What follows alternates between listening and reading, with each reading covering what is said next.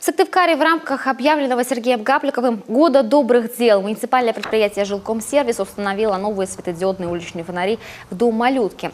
Как рассказало руководство учреждения, старые лампы уже плохо светили, особенно в зимнее время, а потому и гулять с детьми было небезопасно.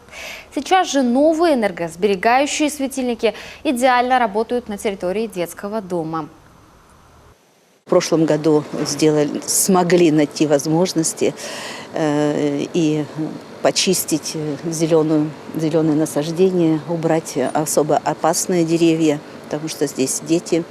Вот в этом году в рамках Года добрых дел те, к кому мы обратились, не отказали нам в помощи. У нас поменяли светильники, сейчас территория очень хорошо освещается, безопасно гулять, ну и красиво.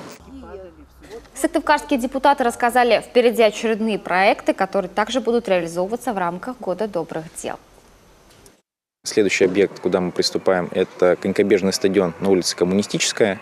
Там будут первым этапом заменены 10 светильников старых на новые светодиодные, что позволит и учреждению республиканскому сэкономить деньги. И, соответственно, для жителей, которые уже после того, как проходят занятия, приходят на каток, там, позаниматься, побегать, соответственно, пользоваться этими услугами. Ну и, соответственно, это будет безопасно. Продолжится и реализация проекта «Безопасный переход». До конца года вблизи 20 пешеходных переходов планируется установить новые яркие лампы, тем самым тоже сделать их максимально безопасными.